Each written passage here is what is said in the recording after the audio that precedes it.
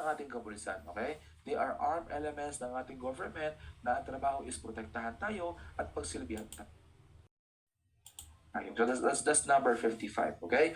Next, number 56. Okay. From whom the command and direction of the PNP is vested. Now, sino daw po, no? Sino daw po ang merong command and direction ng PNP natin? In other words, sino ang pinaka may control sa buong Philippine National Police? Now, sino pa pinakamataas natin? Director General, President, Department of Interior Local Government, or Chief PNP? So the answer is what?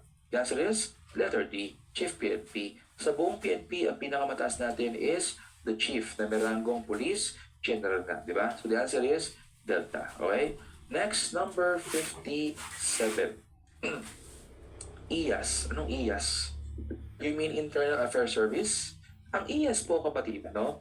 Isang unit na siya na under ng Office of the Chief PNP na ang trabaho nila is imbestigahan at asikasuhin yung mga tinatawag na let's say anomalies ng PNP. Kung sinabing anomalies, mga anomalya ng PNP, kasama na dyan yung mga corruption, abuse of authority, let's say human rights violation, yung mga ganung bagay.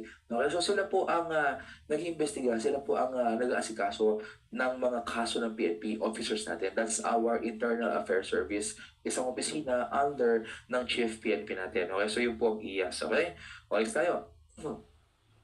Yes, they are directly under the Chief PNP. Tama po, yun ang IAS natin. Okay? Next tayo, number 57. Okay, Miss Pining Garcia is a graduate of BS in Criminology and a registered criminologist.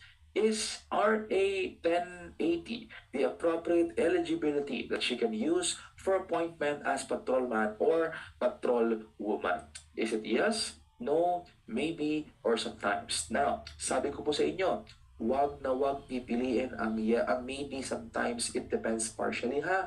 Kaya pag may nakitang ganyan automatic, tanggal kagad sa pagpipilian yan ha.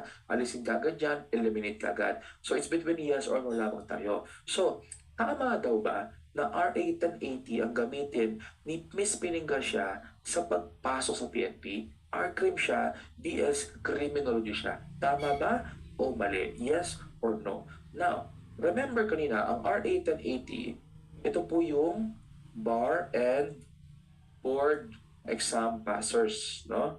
As eligibility for government service. Okay? So, pag nakapasa ka ng bar exam or board exam, eligible ka na rin magtrabaho sa gobyerno. Kasi pwede siyang maging civil service eligibility. Okay? So, civil service eligibility na yan. No? Now, board exam passer si Miss Piling Garcia. Ang board exam niya, criminology. Now, aside from 1080, meron pa bang ibang eligibility na para sa criminology? Now, binanggit natin kanina yung mga eligibilities natin, di ba? Asan yun? Ito, yan o. Ito yung mga eligibilities natin, tol. So, kapag R-Crim, ang gagamitin mo is 11131. Ang 1080, yan yung para sa mga board passer ng ibang exam. Katulad ng nursing, engineer, lab education, no? Psychometricians, yung hindi po criminology. Kaya going back to our question, is it the appropriate eligibility? The answer is no, hindi po. Bakit? Kasi dapat, supposedly, she must use RA 11131 as eligibility, hindi po 1080. Ang appropriate is 11131, hindi 1080. Now, gato yan, no? Kung pag mag-a-apply na kayo sa PNP, kayo kasi ang mamimili. Halimbawa, online, di ba? Mamimili kayo na ano bang eligibility ang isasubmit ninyo. Kasi upon application, may mga preliminary documents kayo na isasubmit. Kasama dyan ang TOR, yung CSC form ninyo, yung inyong parang biodata ninyo or curriculum vitae ninyo, ano pa, yung inyong diploma, tapos eligibility. Okay, so pipili ka doon. Anong eligibility mo? Ano ba? It is 1131, then 80, NAPOLCOM PNP entrance exam, PD7 ba, or civil service ba? So, kung R-Crim ka, ang nararapat sa'yo is 1131. So, the answer is Bravo. Okay, so yun pa rin ang pinakatamang sagot natin, no? O, next tayo ha, number 58. Sir, yung nagpapatok ba ng baril, IAS din ba ang nag-investigate dyan? Yes, okay. IAS is the one also to investigate yung mga tinatawag nating indiscriminate firing. Yung mga walang pahintulot na paggamit ng baril or hindi tama na paggamit ng baril. IAS can also investigate that particular incident. Pwede rin po yun. Okay? Akala namin, sir, kasi pwede yan bar exam. Ha? Bar exam? Wala naman sinabing bar exam sa ating question. Kasi siguro ibig mo sabihin, kasi board exam din naman yung criminology. Baka yun ang ibig mo sabihin, board exam kasi ang criminology, di ba? So, yes, oo, tama. Board exam naman ang criminology. Okay? Pero, mas may appropriate kasi na eligibility para sa R-Crim, which is 11131. Okay? So, kumbaga, why would you use 1080? Although pwede naman, pero may mas better.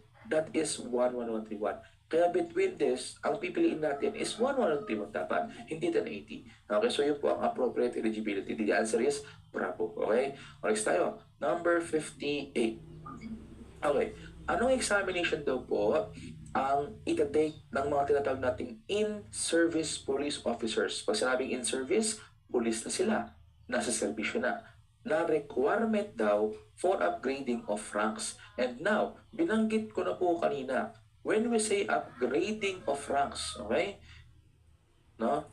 Ito upgrading of ranks, it means promotion, di ba? So obviously the answer is what? Promotional examination. So the answer is bravo. Okay, promotional examination.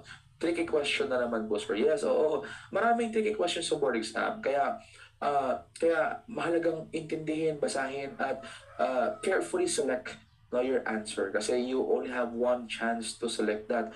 Pag sinabit mo, wala nang bawian yan. Anong sinagot mo, yun ang isasabit. Yun ang chichikan ng PRC dyan. Okay? Kaya dapat maging mabusisi at huwag kayo magmamadali sa pagsagot. Diba? So, just relax, take your time, 3 hours yan, napakahabang oras yan. Wala namang, hindi naman pabilisan ng board exam, no? So, intindihin maigi, analyze yun na maigi, okay? Next tayo, number 59. O, 59 na tayo, number 59 na tayo. Okay. In the PNP, Colonel to General is appointed by whom? Sino raw po ang nag-a-appoint ng mga ranggong Colonel hanggang General? Is it the President? Is it the DILG Secretary? Is it the President subject to confirmation of DILG? Is it the President upon recommendation of the Peace Order Council? So now, in terms of appointment, okay, appointing authorities in the PNP. Sino-sino may mga power to appoint in the PNP? So una, mula sa ranggong patrolman hanggang police Master Sergeant, okay? Or PEPS, yan. Patrolman hanggang Police Executive Master Sergeant. Ang appointing authority natin dito is the Regional Director, okay? Regional Director. Yan po, no? Now, ngayon, in NHQ, Chief PNP. Chief PNP in NHQ. Yan, okay? So, paliwanag ko saglit So, yung ranggong patrolman to Executive Master Sergeant, ang nag-a-appoint is CRD, no, si Regional Director. Pero kung ikaw po ay Police HQ, sa mismong National Headquarters ka, patrolman ka pa lang, pero si Chief PNP na ang mag-a-appoint sa iyo. Okay? Kahit patrolman pa lang, corporal ka pa lang, staff sergeant, si Chief PNP ang mag-a-appoint sa iyo. Basta NHQ ang iyong pinaka mother unit. Okay? So yun po, no? Pangalawa, mula sa ranggong Police Lieutenant hanggang Police Lieutenant Colonel, okay? Ang appointing authority is Chief PNP. Yan, no? Next, Police Colonel hanggang Police Lieutenant General is the President, no? Recommended by Chief PNP. Yeah, okay? Recommended by Chief PNP. And then last is Police General is the President chosen from Police Brigadier General to Police Lieutenant General. Yan, okay? So sila po ang mga appointing authority natin mga tol, no? So Patrolman, Executive Master Sergeant, RD, tapos Chief PNP pag sa headquarters. Lieutenant Colonel, Lieutenant to Lieutenant Colonel, Chief PNP. Colonel to Lieutenant General, President recommended by Chief PNP. And then General is President chosen from Brigadier General to Lieutenant General. So ang tinatanong sa atin is mula Colonel daw to General. So itong dalawa ang sinasabi. So pareha sila na si President ang nag-appoint. Pero sa ating choices kasi, tatlong may President. Yung Alpha, Bravo, Alpha, Charlie, and Delta. Yung Alpha, President lang. Yung Charlie, confirmation by DILG Secretary. Yung Delta, recommendation ng National Peace and Order Council. Now, wala naman tayong binanggit ng mga ganyan, di ba? So, the best answer among this is Alpha pa rin. Okay, so the President will be the one to appoint yung mga officers na nabanggit sa question natin. Okay? Next tayo ha. Number 61. Okay, 61 tayo mga buddy. By virtue Sir. of RA, yes po. Sir, clarify ko lang dun sa dun sa regional director tapos chief PNP pag sa Yes, NHQ, sa NHQ, sir. Sakop din po ba ng NHQ yung mga agency dun sa loob like PKG, mga ganun? Chief PNP pa rin po magkuhan pag sa, kumbaga PKG na po na loob pa rin po ng krame. Okay, so una sa lahat, to avoid miscommunication and misunderstanding, yung agency bro, agency is yung mga, halimbawa is mga bureaus natin, PNP, BFP, BJP, yun yung agency. Ang ibig mo sabihin dyan, malamang, is yung mga units na nasa loob ng NHQ. Malamang yun ang ibig mo sabihin. Halimbawa, binabanggit mo yung PKG, SAF, HPG, Intel, di ba? Finance, HSS, no, maritime, yung mga ganun, no? So, halimbawa, ganito, let's say, nag-apply ka sa isang unit, National Support Unit, na tinatawag natin na Headquarters Support Service or sabihin natin Highway Patrol Group, yan, HPG, no? Now, ang HPG po, office is located sa NHQ, okay, sa National Headquarters. Ngayon, patrolman ka, nag-apply ka sa HPG, no? Nakapasok ka, appointment. Instead na si Regional Director, since ang HPG ay nasa National Headquarters, ang mag-a-appoint sa'yo ay si Chief PNP na. Kasi nasa HQ ka na eh. Okay? Kasi basta't nasa HQ ang opisina mo, ang appointment mo, ang opisina mo, ang unit mo nasa HQ yan, si Chief PNP ang mag-a-appoint sa iyo kahit patrolman ka pa lamang hanggang Executive Master Sergeant na rin. Okay? So yung binabanggit mo, yes, tama po.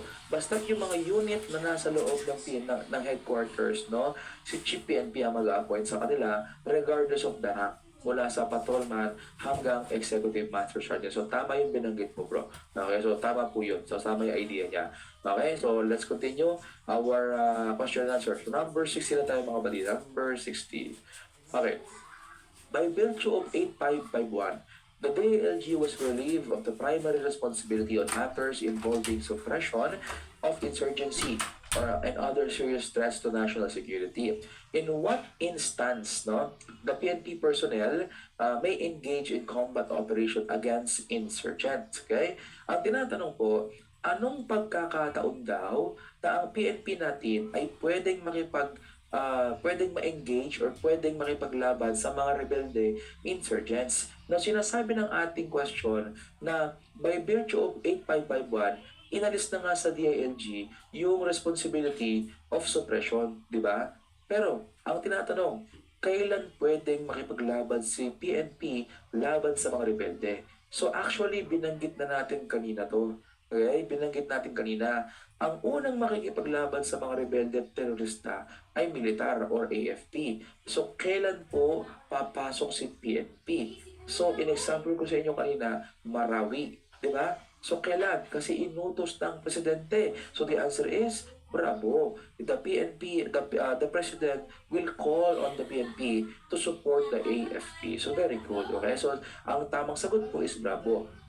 if si PNP ay inutusan o pinatawag ng ating presidente para tumulong sa combat laban sa insurgency. So yan po yung ating number 60, okay? So that's our first 60 question sa ating Leia. And now let's continue with number 61. This is now the subject of comparative models in policing na tayo mga buddy. Comparative models in policing, no? So now, number 61 na tayo mga tol. This branch handles judicial matters of the UN. Ang tinatanong mga buddy, anong branch daw po ng UN ang humahawak ng mga judicial matters, no? Pag sinabi natin judicial matters, no? The word judicial, it pertains to court, okay? Court, hearings, no? Decision, adjudication, okay? Adjudication, yan, no? So now, korte ang pinag-uusapan. Sa ating choices, dalawa ang korte. Yung Bravo at yung Delta. Alisin natin yung Alpha, alisin natin yung Charlie. So now, alin po sa dalawa? Is it ICJ ng Bravo or UN Judicial Court? The answer is Bravo. So ito po yung branch ng UN na siyang nag-handle ng mga disputes. Okay? So handle and settle disputes between member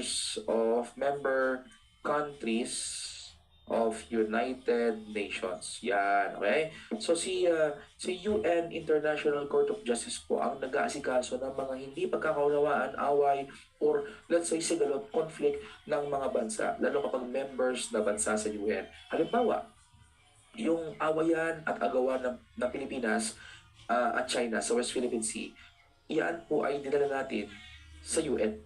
Okay? At sa UN, nag-decide sila na si Pilipinas ang talagang dapat na magmay-ari ng mga pinag-aagawang isla. Kasi trabaho ng UN, International Court of Justice or Judicial Court na UN, no? Pero the proper name is ICJ, ha? International Court of Justice. Trabaho nila na isettle, ayusin at tapusin ang mga away o hindi pagkakaunawaan ng mga bansa. So that's ICJ ng United Nations. Okay? O next, number 62. Okay. A policy strategy. Anong policy strategy daw po na ang ginagawa natin is nag-a-assign tayo ng mga police sa mga lugar kung saan masasabi nating highly concentrated ang krimen. Pag sinabing highly concentrated, crime prone, maraming krimen na nangyayari. Ano po ba yan? Is it A, community-oriented policing system? Pag sinabi natin community-oriented policing system, it means ito po yung assigning police, no, personnel, okay, or resources to every part of neighborhood for better police visibility. Yan, okay? So, it's also known as Koban. Koban policing from Japan. Yan, okay? So, ulitin ko, no? Ang community-oriented policing system po, tinatawag din siyang Koban policing na nanggaling sa Japan, no? Sorry. Ang diskarte dyan is that nagpapadala ng mga pulis sa bawat part ng neighborhood. Ang purpose is para mapaganda at mapadami ang police visibility. Okay, so yun po yung COPS na tinatawag natin. Now, ang hotspot policy naman, assigning police to crime-prone areas. Yan yung hotspot. Ang third policy naman po, ito siya, no? Isang uri siya ng policy na police are, let's say, relying on the, let's say, efforts of private organizations, okay, or groups, no, in crime prevention. Yan, okay? So, pag sinabing third-party policy, ganito po siya. Isang uri siya ng policy na si police, dumidepende sa mga efforts ng mga private groups, organizations, companies, let's say, corporations, no, na sila may kakayahan na pigilan ng krimen or masugpo ang kriminal. At doon, ginagamit ni police yung paraan na yun para makatulong sa crime prevention. Now, ano halimbawa ng mga activities na ginagawa ng private organizations or third party, tinatawag na third party yan yung mga private groups or third party, ano yung mga halimbawa ng activities na ginagawa nila para malabanan yung krimen? Sample, sa sariling kumpanya, may mga pulisiya, bawal ang ganito, bawal ang ganyan. So, nagagamit ng pulis yun para makatulong at makadagdag panlaban sa criminality. Yun yung third-party policing. Okay? Now, ano naman itong neighborhood policing? Other term of COPS. Yan. O yung community-oriented. Community-oriented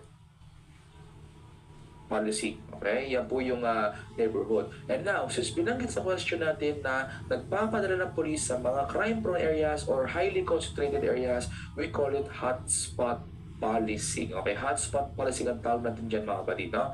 Next tayo Number 63. Okay. A theory in comparative policing, which is based on the event when a greater number of children being born, delinquent subculture develop out of adolescent crisis natin. So, ang tinatanong mga badi is theory in comparative policing. Anong theory daw po sa comparative policing na ang tumutukoy dito is yung bilang o dami ng mga ipinapanganak na bata na nagde-develop daw ito ng delinquent subculture. Ibig sabihin, sa dami ng mga batang ipinapanganak, napapabayaan po sila. At yung pagpapabayaan na yan ay nagresulta sa delinquent subculture o magulong kultura ng mga batang to o magulong kinalakihan ng mga batang to. Ano po yung theory na yan? Alertness, opportunity, migration, o demographic. Now, ang alertness crime theory, ito po yung based on number of police, based on number of reported crimes, no, as the basis of police in determining the need of public for service. Okay? So ito pa, ang alertness crime theory mga badi, isang theory na nagsasabi na ang pinagbabasihan ng pulis sa pag-alam kung gaano katinding serbisyo ang kailangan ng tao ay yung bilang ng nare-report ng krimen. In other words, kapag madaming nare-report, ibig sabihin, kailangan ng tao ng police service. Pag mababa ang reporting, hindi kailangan ng tao ng police service. Yan yung alertness crime theory. Now, next we have opportunity. Opportunity is yung based on people becoming careless, no? Careless, which criminals take advantage, okay, of opportunity to commit crimes, okay? So ito po, ang opportunity theory naman, isang theory siya ng comparative policy na ang basis nito, ang basehan nito, it's tungkol siya sa pagiging pabaya ng mga tao. At yung pagiging pabaya na yan ay nagiging dahilan upang magkaroon ng opportunity yung mga kriminal na mag-commit ng crime. Nagmumultiply yung opportunity ng kriminal because pabaya ang mga tao. That's opportunity theory. Next, migration, otherwise known as economic theory. Now, ito naman po is based on increasing number of population due to unrestrained migration. Okay? So, ganito po siya. Ang migration theory, mga badi, isang theory ng comparative policy niya na ang sinasabi dito is that dumarami daw ang tao. Okay? At sa pagdami ng tao, madami ang krimen. Okay? Now ngayon, bakit dumadami ang tao? Dumadami ang tao dahil hindi raw makontrol yung pag-migrate o paglipat-lipat nila ng pwesto. Kasi pag sinabing migration, yun yung paglipat ng pwesto, di ba? Paglipat ng pwesto yan. So that's migration So yun ang dahilan kung bakit dumadami ang tao, kaya dumadami ang krimen. That's migration theory. And now, delta is demographic. Demographic naman, based on number of children being born which results to development of delinquent subculture. Okay? And now, obviously, the answer is delta. Kasi pag sinabing demographic theory, mga kapatid, ito po yung dami ng mga bata na ipinapanganak at napapabayaan, which nagre-resulta nga daw sa delinquent na kultura o pagiging magulo nung buhay ng mga bata. Okay, that's demographic theory. So yan yung mga halimbawa ng mga theories na meron tayo pagdating sa comparative policy. Now ito do not be confused kasi yung migration tsaka yung demographic halos parehas siya ng ibig sabihin pagdating sa bilang ng tao. Kasi halimbawa, migration, increasing number of population. Yung demographic, number of children being born, dumadami ang batang na ipapanganak. Now, in order to avoid being confused, no, ang pukusan ninyo is ano ang dahilan at ano ang resulta. Okay? Sa migration kasi, ang resulta, ang dahilan kung bakit dumadami ang tao, it's because of unrestrained migration, na paggalaw, paglipat ng mga tao. Yun yung pinaka-reason kung bakit may migration. Okay? O bakit merong krimen daw, or bakit daw dumadami ang krimen nga, at bakit tumataas ang population. Ang demographic naman po, it is about number of children, increasing number of children being born. Dumadami yung mga batang ipinapanganak, kaya ito ay nagde-develop ng delinquent subculture kasi napapabayaan sila. So parehas siyang about sa pagdami ng tao, pero magkaiba ang essence niya. Ang migration, hindi makontrol na paglipat-lipat.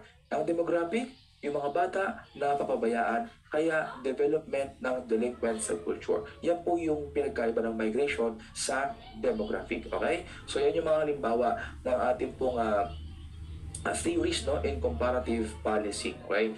O next tayo, number 74. Okay, 74 tayo mga buddy. This system, anong system daw po ang ginagamit sa tinatawag nating mga English-speaking countries? Okay? Which ang focus po dito is oral system of evidence and public trial.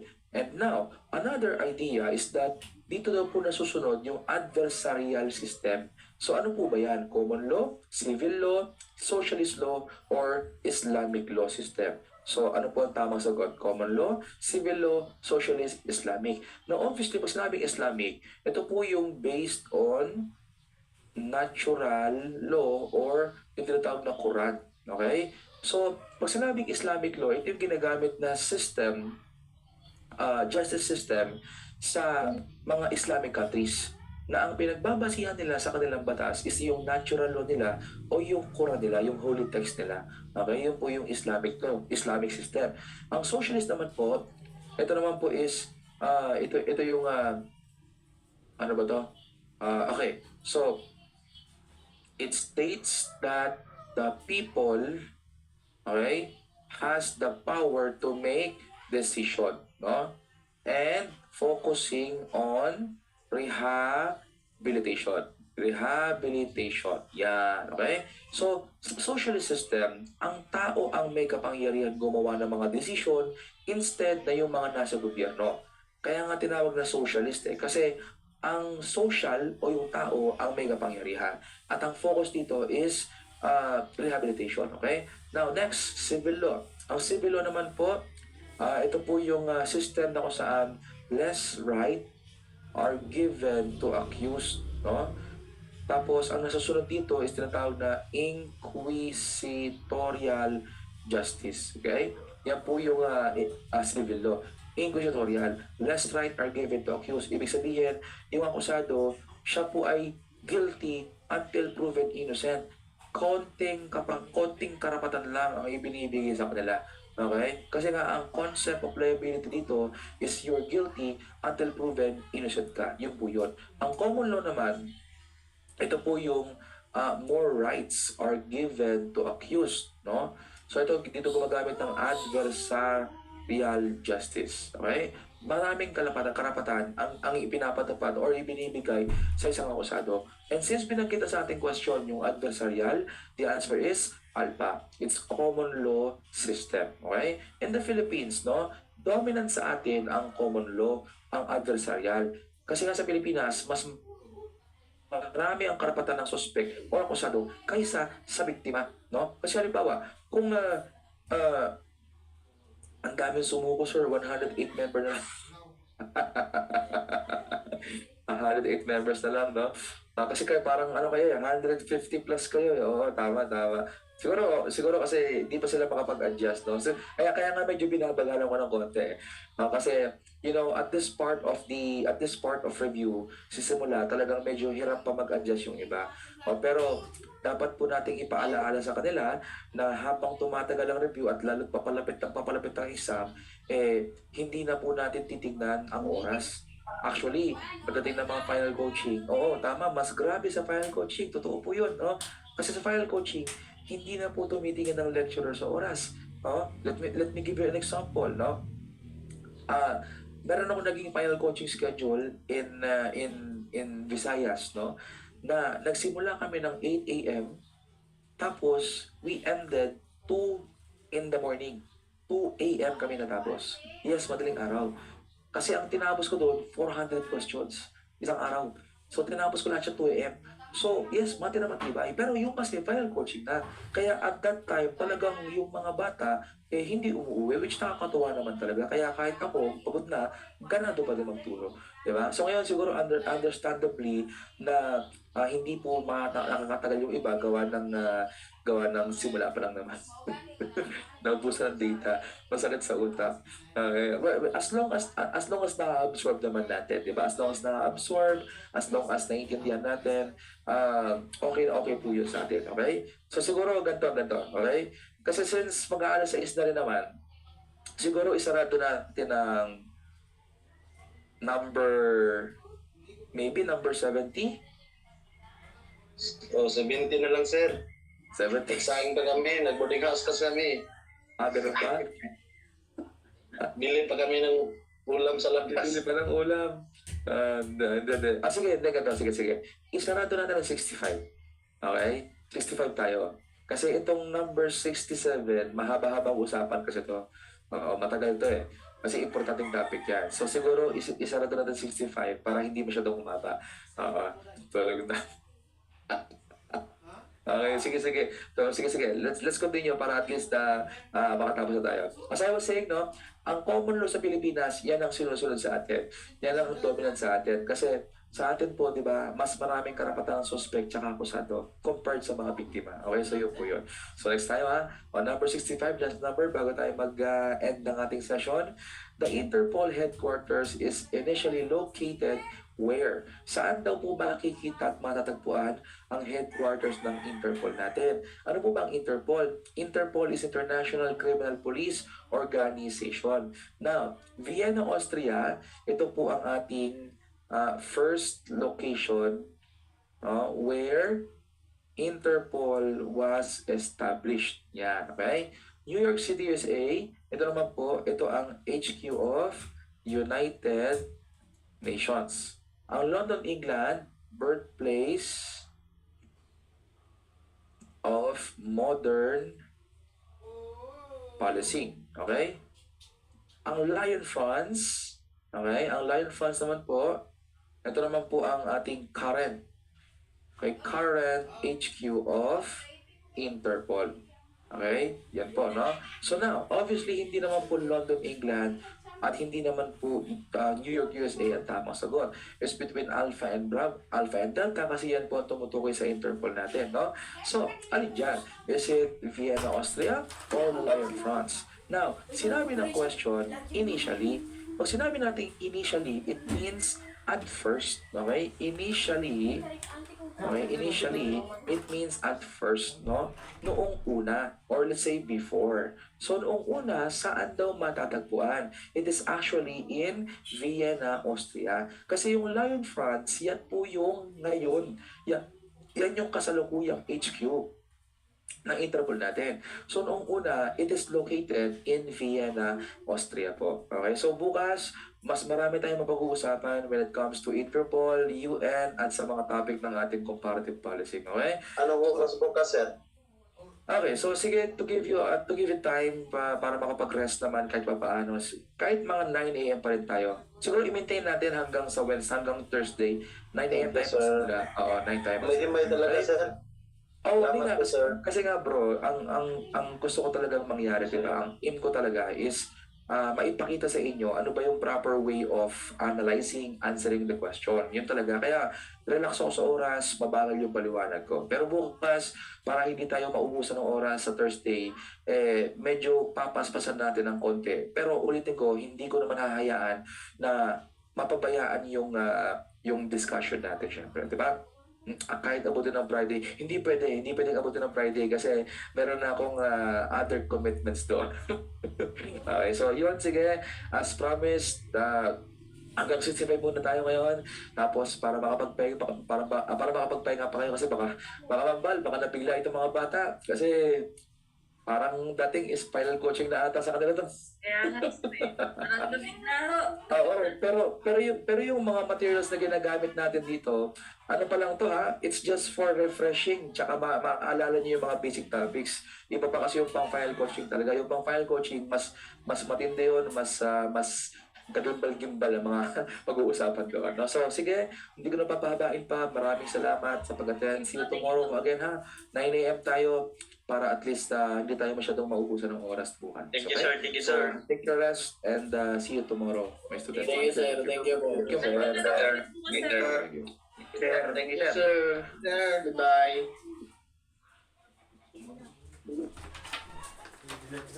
Thank you.